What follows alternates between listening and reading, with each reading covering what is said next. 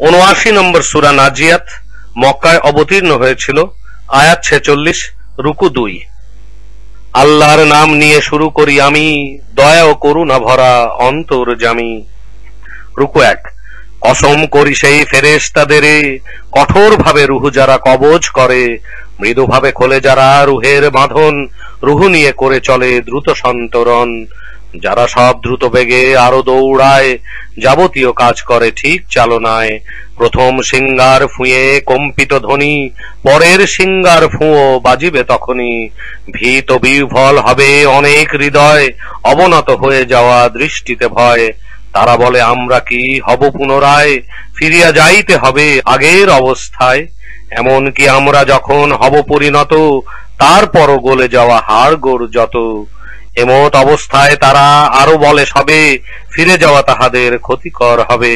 একটি মাত্র সেই বিকট আওয়াজে তারা সব এসে যাবে ময়দান মাঝে।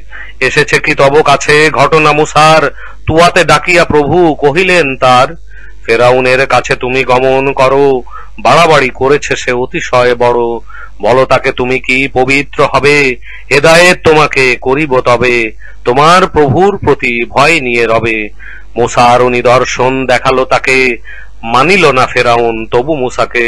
মুসার বিরুদ্ধে সে করিতে বিধান, সমস্ত লোকেদের করে আহ্বান।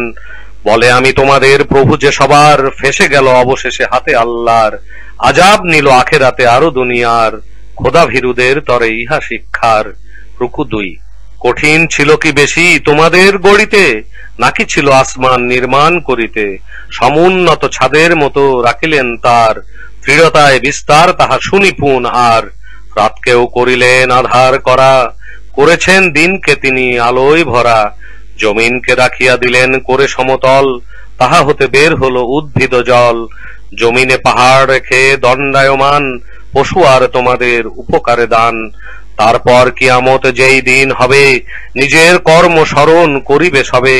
প্রকাশ করা হবে দোজখ তখন, যারা সব করেছিল অবাধ্য আচরণ। যাদের প্রিয় ছিল দুনিয়ার জীবন, দোজখ তাদের হবে ঠিকানা এখন। সেথায় যে পাইত ভয় প্রভু হইতে, একদিন সম্মুখে প্রভুর হবে দাঁড়াইতে। নিজের অন্তর আরো করিত দমন, খারাপ কাজ হতে সর্বক্ষণ। বেহেশত হবে তার ঠিকানা এখন। সুধায় কিয়ামত কবে তাহারা সবাই, সম্পর্ক তোমার সাথে তার কিছু নাই।